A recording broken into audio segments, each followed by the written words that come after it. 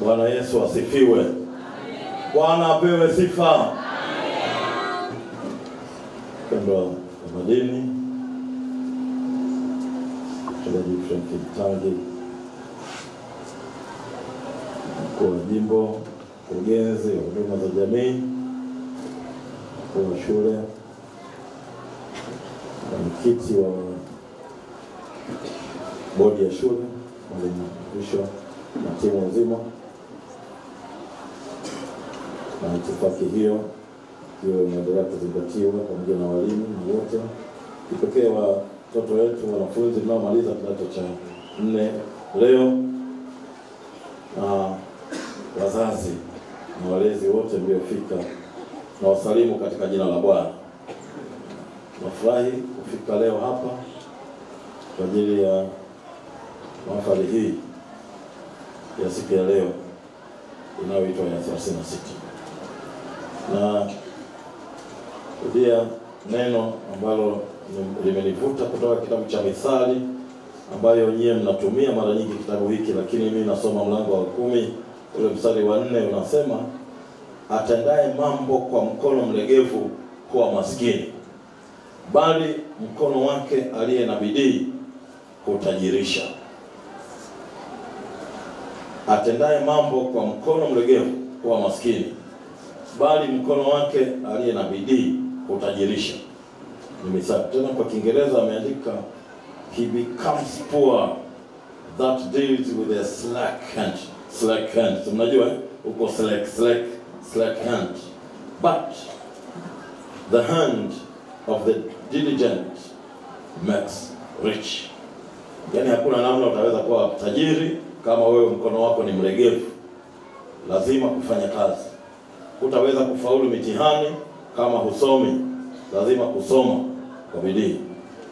Utaweza kuendeleza shule hii kama mwalimu ufundishi sawa sawa. Ukilegea popote utaweza kufanikiwa. Zangu, mimi niwapongeze sana kwa kazi njema inayofanyika katika shule yetu mahali hapa siku ya leo. Kipekee tunapenda kupongeza mambo haya yanayoendelea. Msione tu yanakwenda hivi kwa sababu watu wanajitoa sana. Tumeona hata mlivyotupokea pale, nilishangaa kuona sare hii nzuri. Mmevaa sare nzuri. Naomba mjishangilie kwa sare nzuri ambayo inapendeza sana. Vijana wetu. Na hiyo skafu, na mimi nikapewa skafu moja, kumbe imeandikwa na jina langu na nitadumu nayo. Sijui hata mwaka ujao nije nayo au nitabadilisha kila wakati, labda mitindo itabadilika. Lakini napenda kuwashukuru na kuwapongeza sana vijana. Na pokea sawa sawa, na hata tarumbeta, napongeza tarumbeta jinsi zinavyoendelea hapa, na kwaya zetu zimeimba vizuri. Ile kwaya Mwimbieni wameondoka. Kwaya Mwimbieni kutoka pale kanisa Kumda, tupelekea salamu hizi mkuu wa jimbo.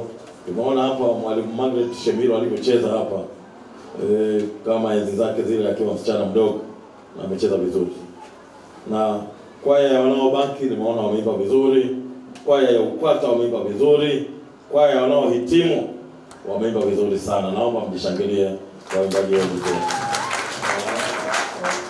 Na Mzee Omange ambaye ni mwenyekiti wetu wazazi ameongeza mambo mengi yale tuliyokubaliana hata mwaka jana, na tunaona mambo mengine yanaendelea vizuri. Nikupongeze pia, ili nipongeze mkuu wa shule kwa kazi hizi nzuri zinazofanyika hapa. Pongeze walimu wote kwa kazi nzuri mlioifanya. Na nipongeze na watumishi mbalimbali wale ambao sio walimu. Wazazi niwapongeze kwa kulea watoto hawa. Na hapo niwapongeze pia wahitimu wetu. Na nimpongeze mwenyekiti wa bodi ya shule, Mwalimu Mrisho, kwa kusimamia taratibu za shule hii. Naomba wale wajumbe wa bodi waliokuwa wasimame tafadhali. Wajumbe wote wa bodi waliokuwa wasimame. Asante sana. Naomba tuwashangilie wajumbe hawa wa bodi, pamoja na mwenyekiti wote naomba mkae. Wengine ni wanafunzi wa hapa, wamefanya kazi hiyo nzuri na wanaendelea kuisimamia. Lakini nipongeze mkurugenzi wa huduma za jamii ambaye anasimamia shule hizi, ndugu yetu Mwalimu Hafidhai. Pongezeni kwa makofi mengi. Mwalimu huyu anafanya kazi yake vizuri sana. Asante mkurugenzi kwa kusimamia jambo hili. Lakini kwa kuwa haya yote hasa katika maadili, haya yote yanafanyika kwenye ofisi ya askofu, nipende kumpongeza baba dini pia kwa kazi hii nzuri ya usimamizi wa shule zetu ambazo zinafanya kazi yake nzuri sana mahali hapa. Nawapongeze kwa mafanikio. Mimi ninapoangalia kundi la watoto hawa vijana 63 wanaomaliza leo mwaka 2025, vijana 63, napenda kumshukuru Mungu sana. Kwamba hatuna maneno ya kutosha ya kumshukuru Mungu wetu. Kwa kuwa nilipokabidhiwa dayosisi hii mwaka 2020 mwezi Novemba alipochaguliwa, na tulipokaa katika kikao cha halmashauri kuu, tukaona shule hii wanafunzi wa kidato cha kwanza ule mwaka 2020 walikuwa vijana 8. Jamani, ukiwa na watoto 8 kwenye shule inakufa au inasimama? Inakufa. Yaani jiandaeni kwa makufuli mwifungu. Ndipo tukafanya maamuzi magumu katika halmashauri kuu, tukapata wale wanafunzi 50 waliomaliza mwaka jana ambao walisomeshwa na sharika zetu za dayosisi. Na ni kwa matokeo yale ndio darasa lililofuata la form 1 la mwaka 2022 ambalo linamaliza leo walikuwa watoto hawa 63. Tumshangilie Mungu kwa makofi mengi kazi hiyo. Na hii ni hatua kwamba shule yetu sasa inafufuka. Na nikupongeze sana mkuu wa shule na timu nzima. Naomba walimu msimame tena, walimu wote popote mlipo. Shangilieni walimu hao. Na watumishi, wale watumishi wengine waliopo wanaofanya kazi hapa. Nimesikia wako wengi. Hebu simameni wote. Mkuu wa shule na timu nzima hapa, simameni tuwaone. Na tunashukuru sana kwa kazi nzuri mlifanya ya kuitangaza shule, na sasa shule yetu inaendelea kukua na kukua. Tumeona hata kidato cha 3 ambao wanaingia form 4 Januari wako 73, si ndivyo? Ndio. Kwa hiyo ni wengi zaidi hata ya hao. Kwa hiyo wameongezeka. Shule yetu inaendelea vizuri, na hivyo wazazi muendelee kutuma watoto mahali hapa. Napongeza mambo mbalimbali yaliyofanyika. Tumeona hata ukarabati wa majengo yamepigwa rangi kama tulivyoahidi mwaka jana. Na hapa nipongeze sana mkurugenzi wa huduma za jamii, lakini na mkuu wa shule kwa kushikana vizuri kuhakikisha kwamba mambo haya yamefanyika kwa wepesi huo. Na upatikanaji wa viti, tulikuwa kwenye mahafali hapa tukapata viti vile. Mwalimu Wamange umesimamia jambo hili, tumepata viti, na hapa wamesema kumebaki viti 60. Ngoja tuone Mungu anapotuwezesha kama tunaweza kupata vichache siku ya leo. Lakini niwapongeze kwa mambo ya taaluma. Mwaka jana ufaulu ule uliokuwa mzuri kabisa, kwamba tulipata division 1 kama ulivyosema mkuu wa shule, ya A zote, masomo yote kijana yule alipata A zote, Helena Kaduma. Na mwaka huu kwa vyovyote tutazipata nyingi zaidi. Bwana Yesu asifiwe. Na nawaombea watoto wangu sana. Tupongeze masomo haya ya amali. Najua vijana wanajihusisha pia katika elimu ile ya vitendo. Tulitembelea wakati uliopita bustani zao na kazi mbalimbali ambazo wanazifanya za elimu amali. Na hili ni jambo kubwa, liendelezwe sana. Tumepewa mchepuo huo wa horticulture, elimu ya mboga, elimu ya mboga na matunda. Naomba muendeleze hicho. Lakini hata swala la muziki, tumeona mnaendelea na muziki sawa sawa kwenye shule. Mwalimu Benja ukapi? Mwalimu Benja na timu yako mnafanya kazi nzuri na kuendeleza kipawa hicho, na wale watoto wangu wanavyoimba vizuri, wanavyopiga tarumbeta vizuri, na hili ni hatua kubwa. Tunapenda kupongeza sana mambo haya. Leo tumekuja kupongezana tu, lakini hata maisha ya kiroho, watoto hawa hawalelewi katika masomo tu, lakini hata maisha yao ya kiroho wanalelewa vizuri, maisha ya kiroho. Kwa hiyo mzazi unapomleta mtoto hapa, unajua anakuja kulelewa katika maisha ya kiroho pia. Endeleeni kuwaleta watoto wenu katika shule hii. Mungu katika somo hili tulilolisoma anaendelea kutupa nguvu ya kukaza kwamba sasa tufanye kazi kwa bidii. Kutoka Misali mlango wa 10 mstari wa 4. Tufanye kazi kwa bidii, tutapata manufaa makubwa. Maana kwa njia hiyo tunapata viongozi katika taifa letu, lakini tunapata viongozi katika kanisa ambao wanapitia katika shule hii. Nimeshuhudia hapa kitambulishwa Baba Dini. Naomba asimame tena na mama. Baba Dini na mama, yeye amesoma hapa. Ndio ile graduation ya kwanza, leo si ya 36 ile ya kwanza alikuwepo yeye tena na mke wangu akiwa hapa. Mpigieni makofi na mke wangu japo halisi. Ni waliosoma hapa. Na naona wengi waliosoma hapa shule hii ya Lwandai. Na wengine wako hapa. Nafahamu hata mbunge wetu wa jimbo hili wetu shangazi alisoma hapa, alipita hapa kwa shule hii. Mwalimu Mrisho, mwenyekiti wa bodi, amesoma hapa, si ndio? Ninautaja wachache tu. Mwalimu Maja ambaye ni afisa elimu kule Mwanga. Naomba usimame mwalimu Maja. Ni afisa elimu huyu kule wilaya ya Mwanga. Soma hapa. Tuna wengine wakina Profesa Riziki Shemdoe ambaye alikuwa katibu mkuu wa wizara yetu ya uvuvi na kilimo.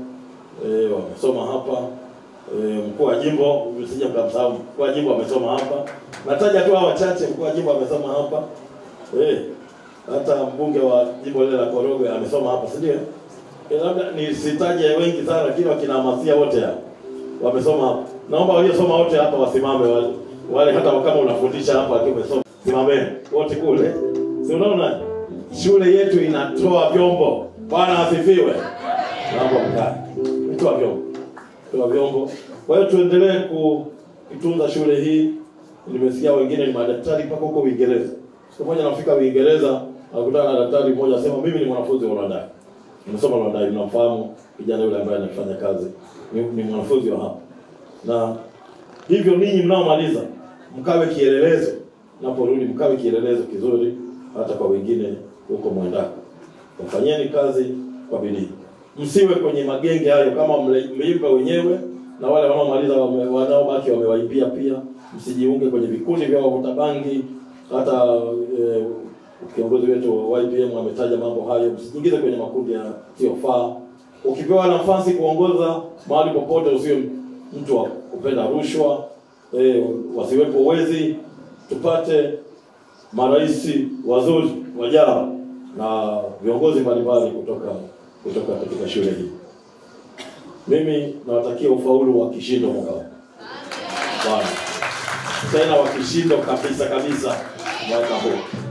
Na mtajionea wazazi kwamba watoto wetu watafaulu vizuri sana. Labda nitaje zile changamoto chache ambazo zimetajwa hapa. Bwalo, tunaambiwa bwalo hili limekaa miaka mingi hilo bwalo hapo. Na napoyataja haya mimi natoa na maelekezo. Naomba mkurugenzi wa huduma za jamii usimame kwa ajili ya bwalo hili.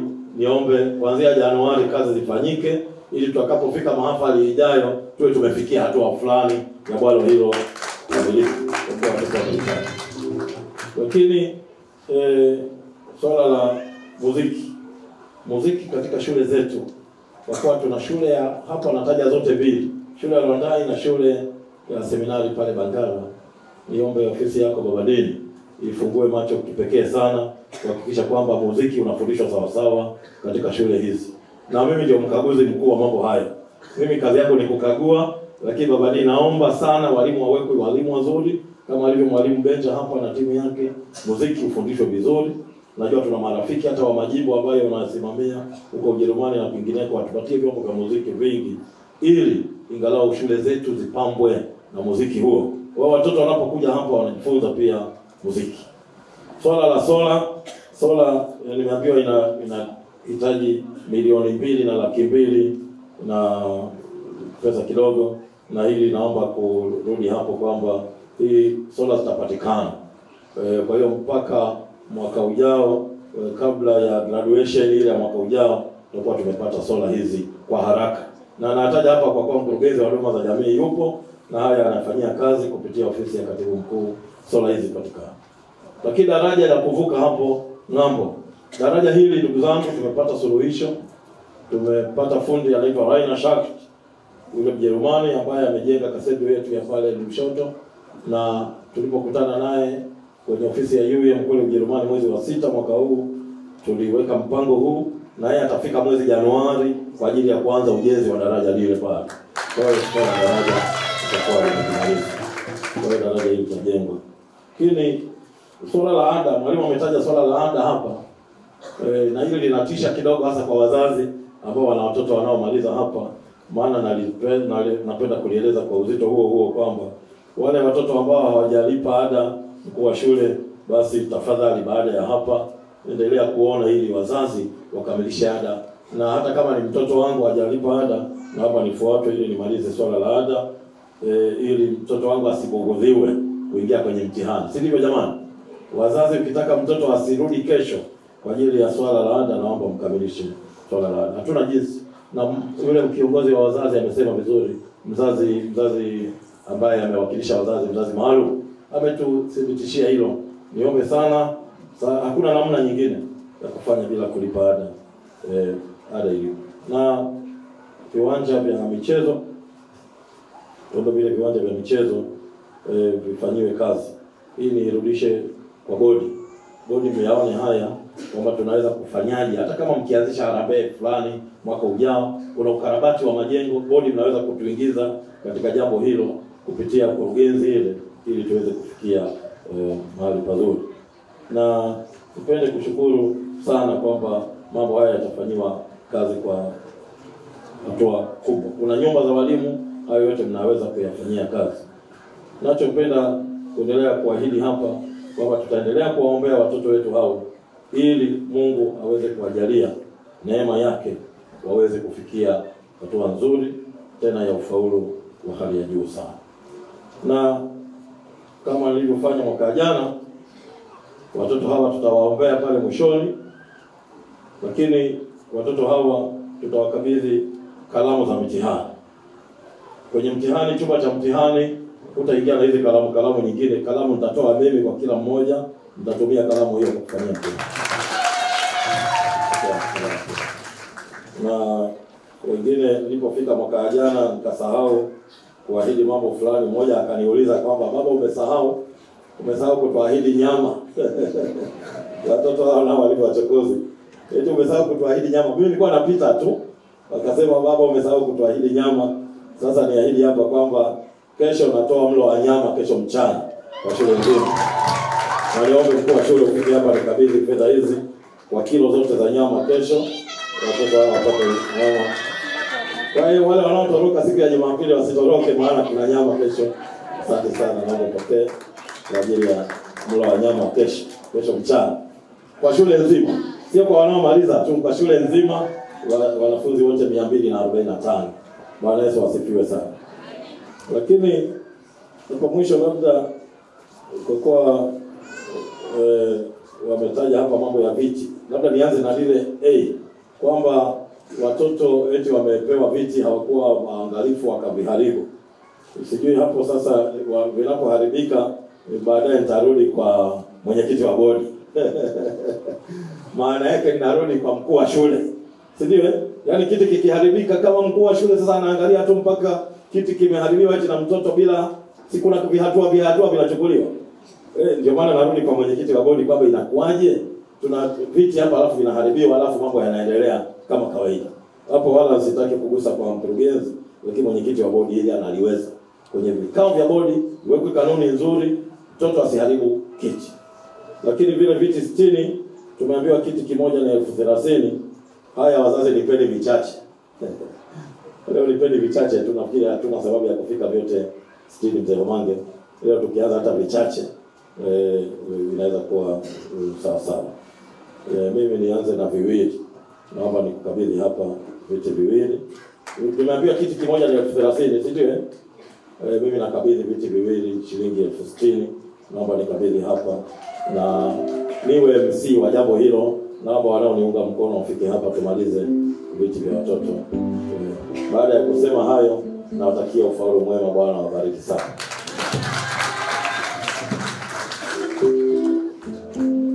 Nipokee viti kwanza. Ngoja niangalie vile basi. Ngoja, hebu msogee hapa ule anayeandika. Mje hapa mbele nitakapopokea viti.